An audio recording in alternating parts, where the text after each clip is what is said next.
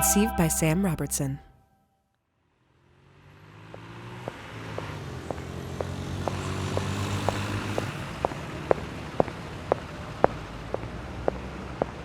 Do you hear these footsteps?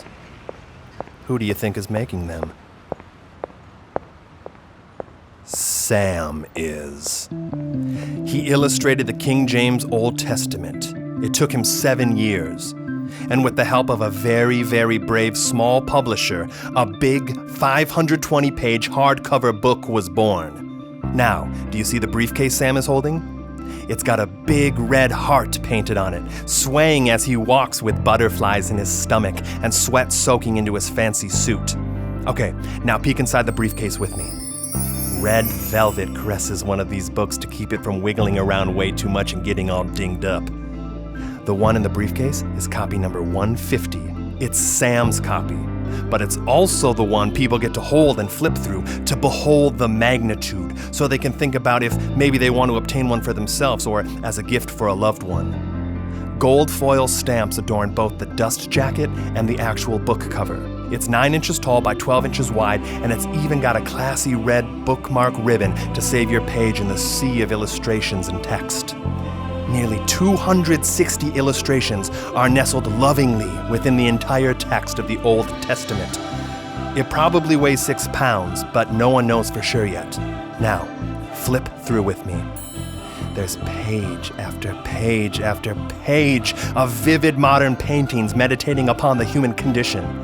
The illustrations interpret the ancient words of the Bible in a way the people of today can perhaps relate to, while still somehow maintaining a timeless quality.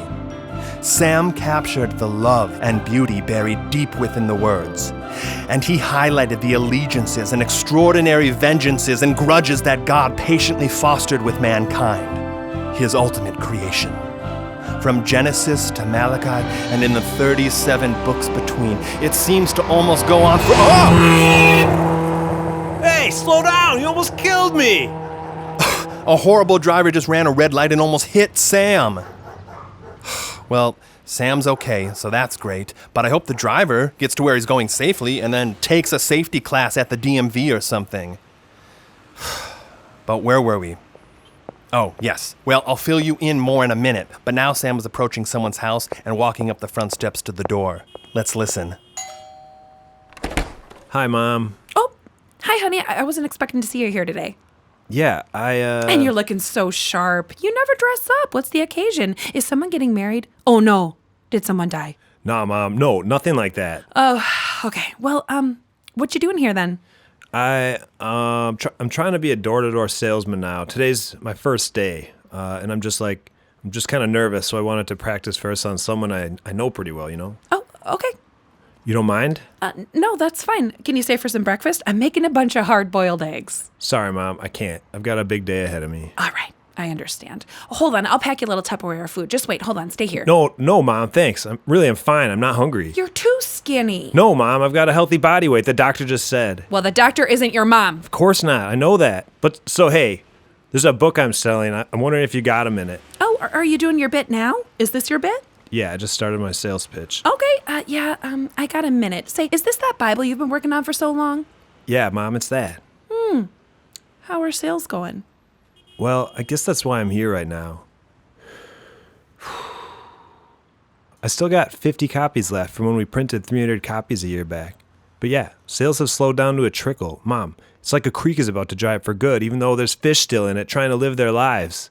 But they'll all die in little dwindling pools of stagnant water if I don't sell more books soon. Oh, that's terrible. Those poor fishies. Yeah, it's awful. It feels like no one even cares about my book at all. I think it's too off-putting for church people, but with its religious subject matter, people who aren't religious just vanish like ninjas on a moonless night when I say the word Bible. It stinks. I'm sure people care about it, Sam. I don't know if they do. I don't think it fits anywhere. Like, it's too lowbrow for snooty academics, and it's too highbrow for fans of outsider art. What am I even saying? I just don't know where my book fits. Who is this book for? Honey, is this still part of your sales pitch? Who is the audience? Who would buy my book? Well, I know you worked real hard in this book. I believe in you. I think this book is for everyone. Just not for me right now, sweetie. I gotta go check on those eggs. Okay, thanks, Mom. I gotta get going. Okay, Sam, I love you.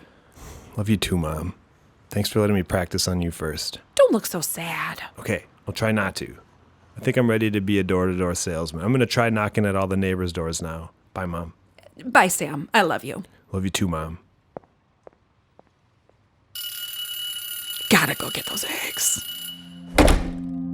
Sam spent the next few hours going door to door trying to make a sale. Let's just say it didn't go so well. There's a book I'm selling. I wonder if you got a minute. It's the Old Testament, but I illustrated it. No thanks. You sure? Okay. All right. Thanks for stopping. I'm the one that stopped. Hello. Hi. Hi, I'm a door-to-door Bible salesman. I'm wondering if you got a minute. No. It's a different kind of Bible. This is my first day doing this. Maybe I shouldn't lead with that. Should I try? Hi, there's a book I'm selling. I'm wondering if you got a minute. Good luck. You're not interested? No. Hi. Hi, I'm a door-to-door Bible salesman. I'm wondering if you got a minute. No, we're heading to the airport pretty soon. Okay. Totally not interested. All right. Thank you. Bye. All right, bye. Morning. Morning. There's a book I'm selling. I'm wondering if you got a minute. I don't. You just woke my granddaughter, so I'm going to take care of that. I'm sorry. All right, have a good one. Hey, there's a book I'm selling. I'm wondering if you got a minute. What's the minute? So it's the Old Testament, but I illustrated it. Yeah, and there's 257 illustrations in it. There's nothing like it in the world. I didn't do it from a religious perspective, but I just picked the Old Testament, the King James version, to... Yeah, a lot of artistic value there, I'm sure, right? Yeah, a lot of material, so, yeah, but... Probably not going to buy it, but good luck with your sale, though. Okay, thank you so much. Yeah, All right, have a good one. Enjoy yourself. Again, no luck.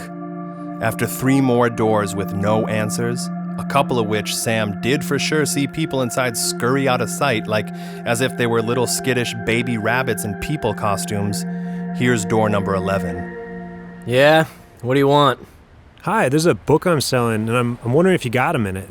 No, I don't think so, mister. Okay, that's fine. Well, what book you selling? Well, I'm selling the King James Old Testament, but this one's different because I illustrated it. It took me 7 years. Your eyes are so blue. I know. Let me see the book. All right, 1 second. Here you go. Yeah. Okay. Oh, this is terrible. It might be the worst thing I've ever seen. I'd sooner buy a dead cat. Here's your lousy book back. Now get the hell out of here right now before I call the cops on you for soliciting. Actually, here, watch. 9, 1, 1. Now all I have to do is press send. And if you aren't walking away in 3, 2, 1. All right. Sorry for bothering you. I'm leaving. Yeah! Go on! Get out of here, you fraud! Dejected, shaky, and even sweatier and more sad than before, Sam gets back into his truck. Why doesn't anyone want my book? And why did that guy have to be so mean? I'm gonna cry. After maybe the saddest drive home of his life, Sam blows his nose in the collar of his suit and wipes the tears from his eyes on his tie with the hearts all over it. Sam stumbles out of his truck. Oh! And he just tripped on a phone book that got left on his porch by someone who still distributes those big, heavy things. Who even uses phone books anymore?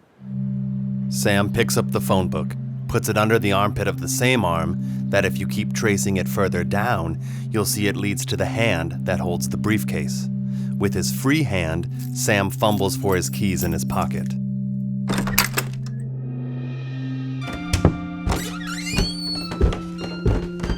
Sam finally got back to his basement. It's his home office and studio where he paints.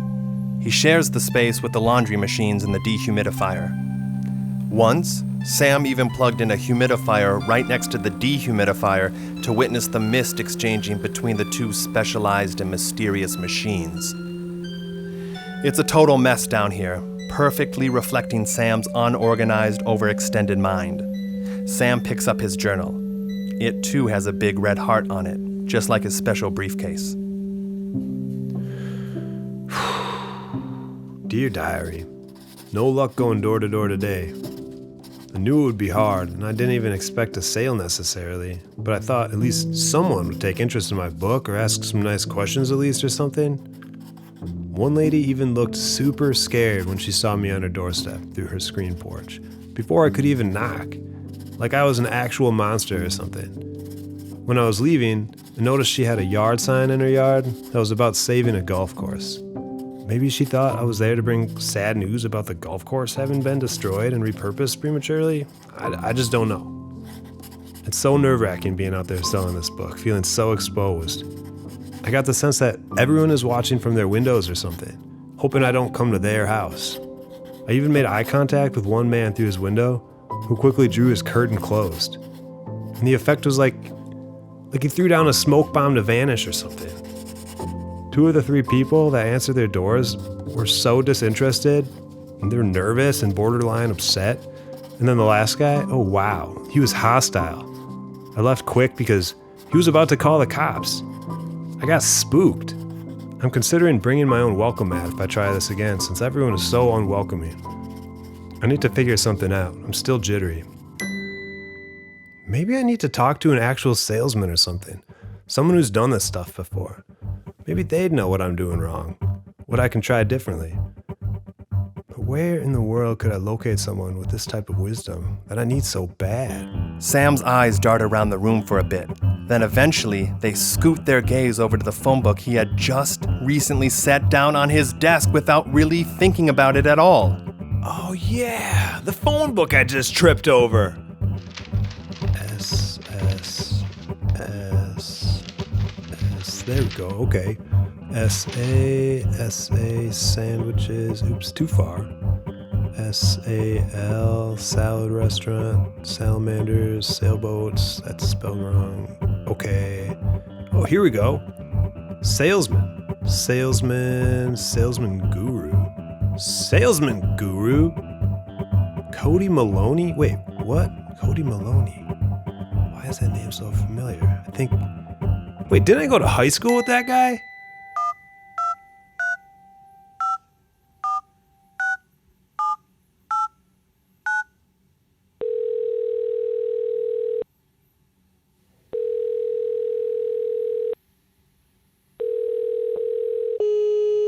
Hi. I'm sorry I can't come to the phone right now, but if you leave a message with your name and number, I can get back to you as soon as I can. Thanks. And I look forward to assisting you in your sales journey, whatever that may look like to you, because I'm well versed in all things sales. And I've been a practitioner in the sales world for over 15 years, and I've escorted thousands of people, both young and old, in their unique journeys to fully realize their sales dream, and in the process, discover themselves. Hi, Cody. I just saw your name in the phone book. This is Sam Robertson. I think we went to high school together, of all things. You might not remember me, but I see you're a salesman consultant now or something. And I have some sales questions for you, actually. And, oh, he's calling back. Hello? Hi, yeah, I just missed a call from this number. Hey, Cody, this is Sam Robertson. I think we went to high school together, actually, at Fletchner High, and I found your name in the phone book under Salesman Guru when I was thumbing through it. And I have some sales questions, I guess. Yeah, I went to Fletchner, but Sam who? Sam Robertson. Oh, yeah, maybe. Hi, how are you? Well, I'm okay. I just started leaving you a voicemail, actually. So you're a salesman consultant now? That's so cool, you're in the phone book. Thanks. Yeah, well, I have some sales questions for you. That's awesome you're a salesman consultant now. It's lucky for me, I guess, because, yeah, I'm new to this whole sales thing. Even back in high school, you were always selling something. You were super convincing. Didn't you sell the lunch your mom packed you to this school lunch lady once for like $10 or something? Yeah, maybe. Yeah. That was crazy. I guess I'm saying I trust your abilities in the sales department. Hey, Cody, you still there? Yeah, what can I help you with today? Okay, well, where should I start? I'm trying to be a door-to-door salesman. But after my first try today, I'm wondering what I'm doing wrong. I tried maybe 15 doors, 3 or 4 people answered, and they weren't even interested at all. I could tell they wanted me to leave right away. Well, I think you got a good perspective here, you know? A lot of sales nowadays is coming from home by way of the internet, a lot of home shopping. A lot of people say that retail is dead, actually. Brick and mortar, dying. So I think you got a good perspective here with your strategy, just showing up to people's doors. That'll bypass that internet component and replace it with something that's more immediate and personal. I just want to break things down a little bit here. What is it you're doing? What's your business plan? What are your objectives here? What are you selling? Yeah. Oh, I'm selling an Old Testament. It's one I illustrated. I'm trying to sell it door to door, and just want to sell as many as possible. And I'm coming up against problems because, like, What's your key demographic that you're selling to? well, that's what's tough because I kind of think it's everybody. So, like, what do you do when you're trying to sell something to everybody? Well, is your goal to make money here? Yeah, well, I think so. I mean, I want to sell tons of copies. I want the Pope to get a copy too. I mean, eventually, but yeah, I do want to make money along the way, you know? Well, you can't get there unless you make money, right? Yeah, I mean, you're right. So how much does a ticket to Rome cost now? I'm not sure, but it's way more than I have. I only have about $120. Yeah, so it sounds like you have a product that is it's hard to sell right now. But it seems like it should be easy. The Old Testament was so foundational to America. Everybody knows about it. But it's like people forgot all about it or something. You think people would be more excited to buy the illustrated version of it that I did, or at least like want to page through it to see what it's like or something? Maybe, but put yourself in their shoes. Who normally shows up to the door to sell something? I'm not sure. Probably most people from the phone companies, the internet companies, that kind of thing. You're probably the first salesman they've seen at their door who's selling something that they've created. You have to establish that. So much of our day with the modern nature of selling and advertising, it's so intrusive. People almost see you as a pop-up in their web browser. Oh my gosh. That's what's happening. People are seeing me as a pop-up. So now how are you going to make it so they don't just click X on their screen? You know, by closing the door on you. Well, I don't know. By establishing a relationship. How do you do that? The best course of action is to always keep the conversation focused on them. Keep it focused on their preferences so that their preferences can unfold to you. And then you can parlay those into what you're selling and how it fits within their lifestyle, their personal preferences, what's working for them. You need to find all the ways that your product works for a multitude of people and discover how to get that information out of people. Sometimes that means developing relationships with them. Some people, they're going to be wide open. They haven't talked to someone in a long time. They're lonely. Some people just love to be sold stuff as a matter of fact. But most people are tougher to crack. So I would keep the questions focused. Establish that you're selling something, and then start turning the questions onto them. That makes a ton of sense, actually. That's a super good idea. I should sort of find out kind of who they are, like what they're looking for, and then cater to them. Yeah, you need to see how your book fits into their life. Then you pounce. Okay, yeah, that's huge. I think I can actually do that. You can ask questions like if they know anyone who's an artist or an author. And Sam, can I tell you something important? Yeah, please. One thing in the sales world is that you have to be immune to a certain word. And it's not just spelled N-O. Do you know what I'm talking about? No. Yeah, that's right. The word is no. You let that word, when you see it, you let it wash over you. Okay. It should pass over the parts of your brain and your heart that feel feelings. Yeah, that's what I've been doing wrong.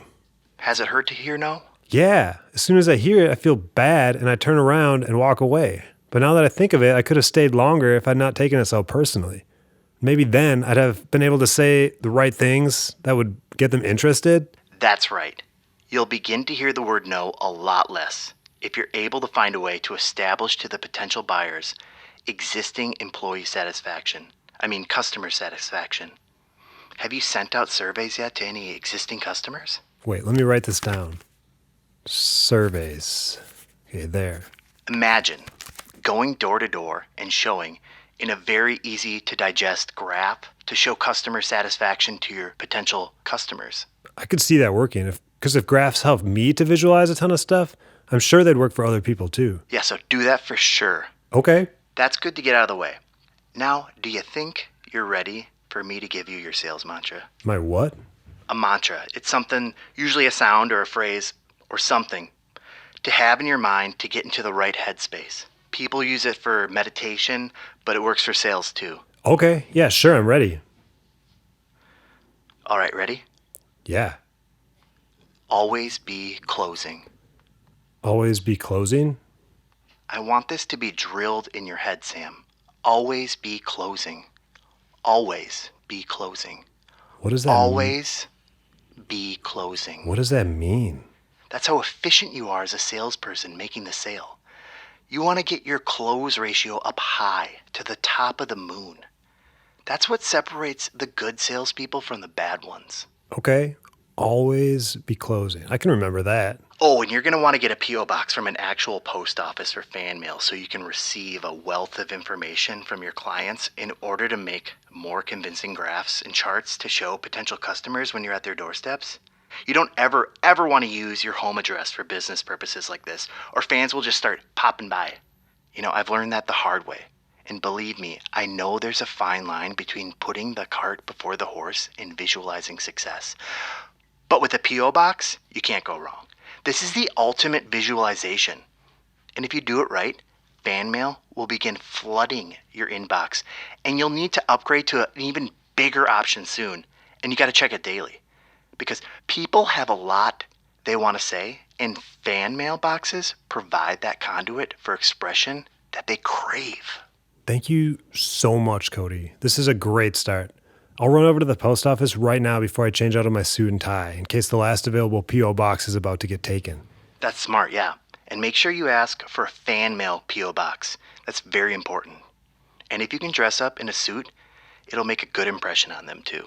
That's perfect, because I'm already dressed up. Great. Now down the road, you might want to consider subscribing to a vast array of free catalogs that are offered for your P.O. box, just to really get your money's worth.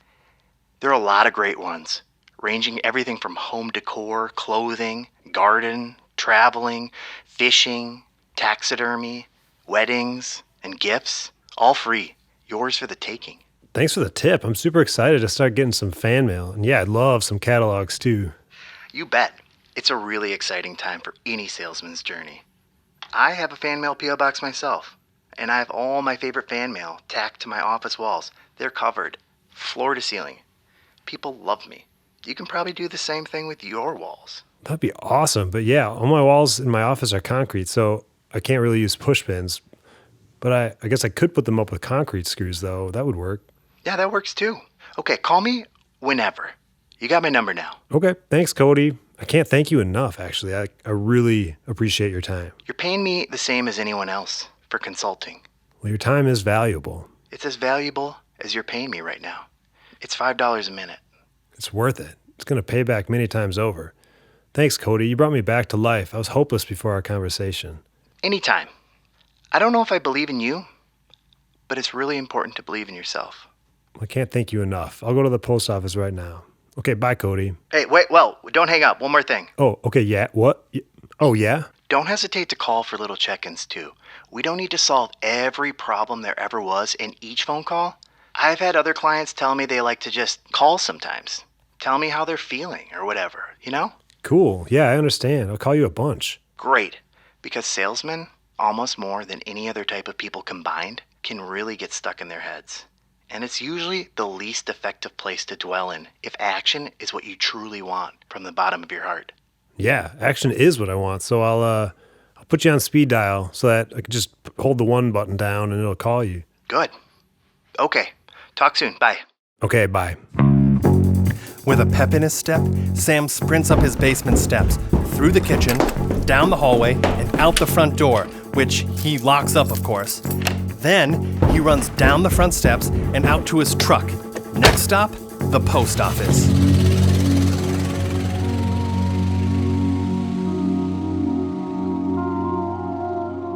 It ended up being really important that Sam rushed over to the post office because he did actually get the very last P.O. box, and the person in line behind him wanted one too. Sam felt really bad for the guy who didn't get the P.O. box, but not bad enough to give his away.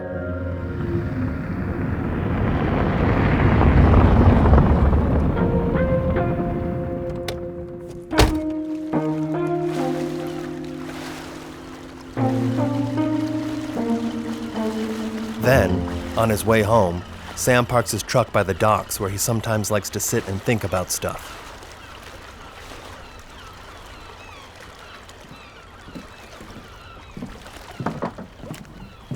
Ah, you're looking sharp. Who, me? Oh, thanks. Guess I still must be in my suit, huh? It looks like it. What's the occasion? Well, I'm a salesman, believe it or not. Okay, what are you selling? I'm selling the Old Testament, but it's an illustrated one. I illustrated it. Cool. How's sales? Well, not so good. Earlier today, I tried to sell it door to door, and to be honest, it was horrible. Very humbling. I didn't sell a single book. I kind of wanted to give up, you know. I'm still not so sure I should do this. It's been pretty hard on my heart. Yeah, I hear you. That hurts. But if you illustrated it, you at least probably have some conviction on your side, right? Yeah, sometimes. Maybe you haven't heard, but we're all salesmen these days. Really? Well, what about like a monk or a nun or something? They're not really salesmen, right? Actually, they're huge salesmen. I mean, they sell us their contrasting lifestyles. I mean, who's paying for their food and rent? They have to be convincing enough to not get kicked out of their monastery or nunnery or whatever, right? They're maybe the biggest salesmen there ever were. They're part of a bigger organization that does all the fundraising, sure, but they're the agents. I mean, to be a nun in the Catholic Church means to be a worker for one of the richest, most influential corporations in the world. Just think about it. Like the assets and artifacts and property they possess could be leveraged to end world hunger and poverty almost overnight. But they're a business. They're not going to do that. They'd have to give up their identities. It would upend how they've existed for generations with their habits and beliefs, lifestyles, their power. Never thought about it like that. Yeah, we're all one big sales pitch. The only thing that differentiates us is what we're selling. That's crazy to think about. Well, yeah, I mean, do you believe in the merits of individualism? I mean, no. Yeah? I mean, what are you talking about? Well, in this society, we're taught that if only we worked hard, no matter who we are, we can climb the ladder up to our dreams. We can be successful and find an abundance of happiness, wealth, and love. And those most likely to flourish are the ones who can live their lives transactionally, operating like a business. Because, sorry, what's your name actually? It's Sam. Well, because, Sam, there's success stories everywhere you turn. And if we don't make it, it's because of something we did wrong personally. That's what we're taught, and I believe it. Really?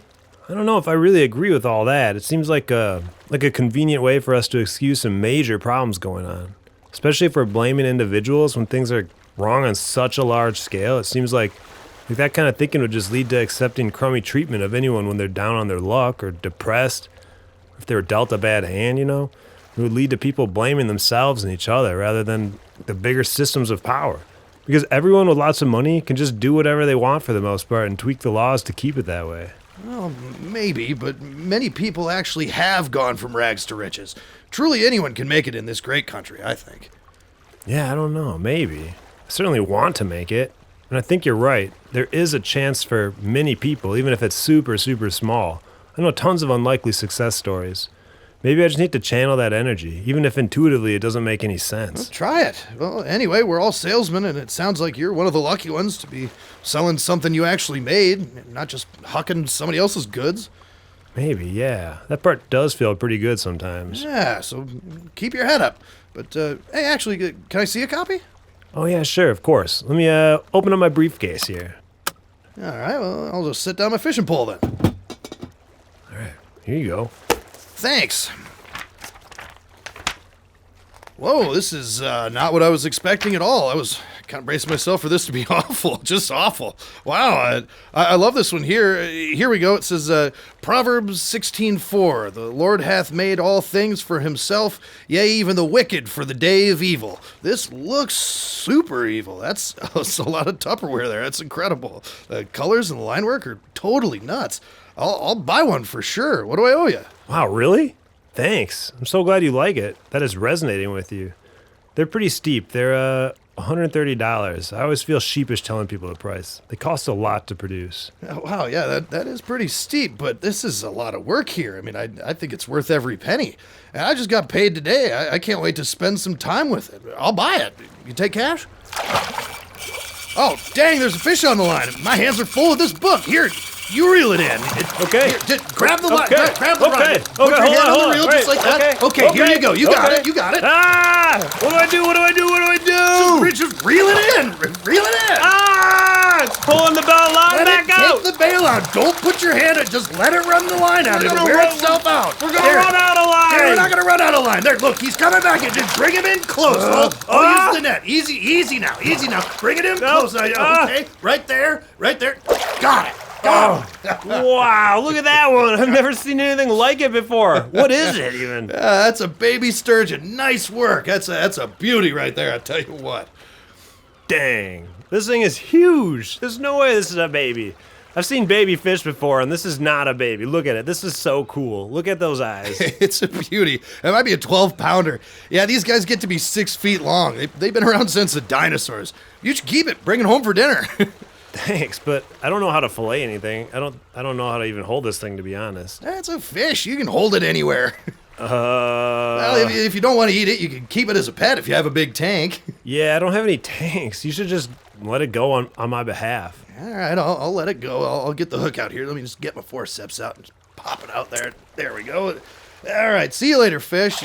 There she goes. That one was a beauty. I was just kidding, you know.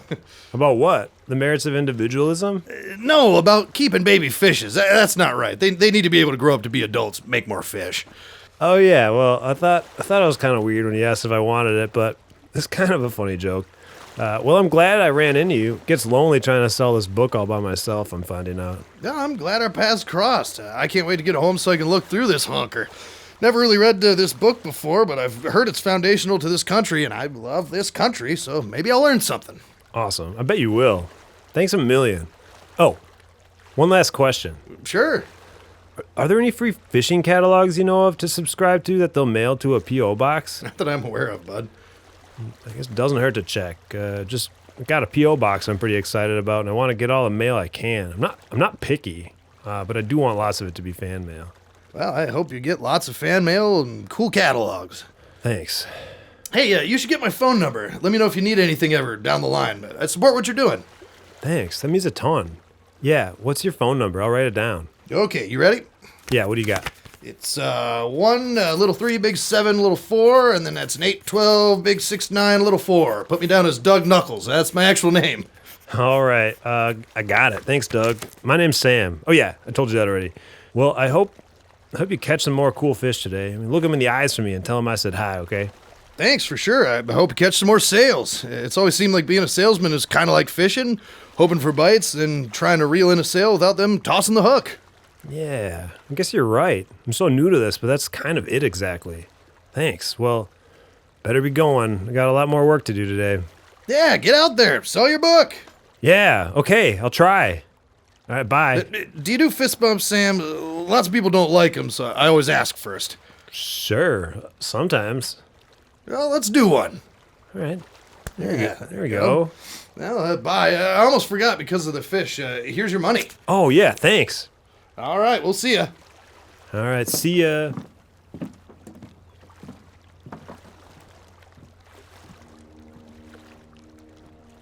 Wait, one more thing. Yeah? What's your goal with all this?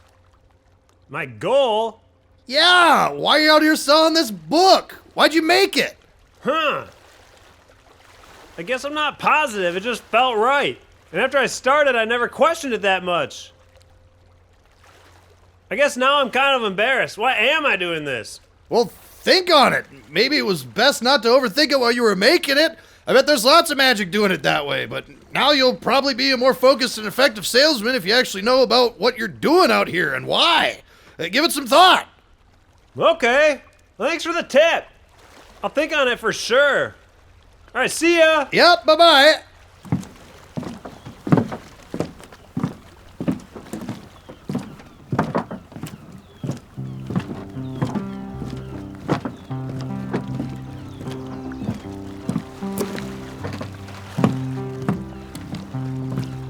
Do you hear these footsteps now? They're still from Sam, who was making all the footstep noises you heard earlier. But an awful lot has happened today. A journey is unfolding like a mysterious pamphlet. It's thickening and expanding like a loaf of new bread baking in the distance. It's coming into focus like the aperture of a telescope upon this distant loaf of bread. Sam's out here in the harsh world, vulnerable and exposed, naked except for the fancy brown suit from the 70s or 80s which adorns his entire body. And in this infantile state, any interactions with strangers, even the ones that aren't noteworthy at all, seem to act as rudders, steering him in unforeseen directions on the sloppy seas. Can you remember any time that a small interaction with a stranger has completely changed the course of your life? Maybe that stranger even became your friend or enemy. Okay, now to hear these footsteps quickening? Sam realized there is no time to waste. He must get home to draft up a questionnaire for all his existing clients. It could take weeks to get adequate input from people, and still more time for him to make a beautiful poster with elegant graphs and powerful charts from these customer testimonials that would impress the people he meets door to door.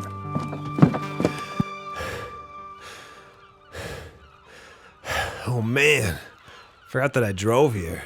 Sam backtracks a ways back to the parking lot where his truck rests peacefully like a sleeping whale, but embraced not by water, but rather by the land's terrestrial atmosphere.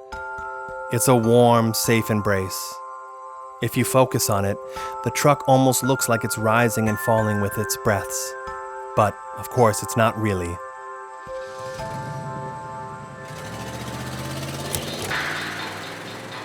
Sam then drives it home, lost in thought, with potential questionnaire questions and tons of other ideas pinging around in his brain neurons like electrons in an unstable gas. Like, maybe argon or neon.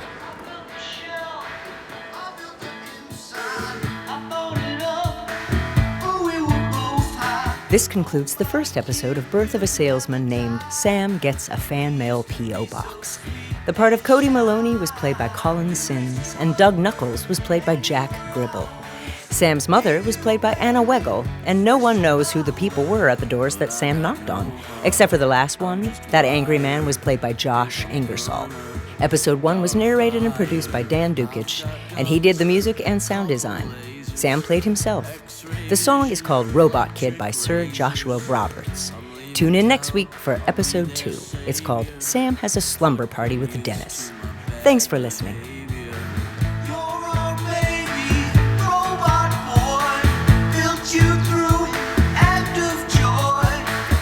Played with me like your little toy. I needed something to destroy. We raised you up and you were ours. Gave you many special powers. But I got no heart, I'm just wired. Think I'm gonna start a fire. I blew up tanks and all the warships I built.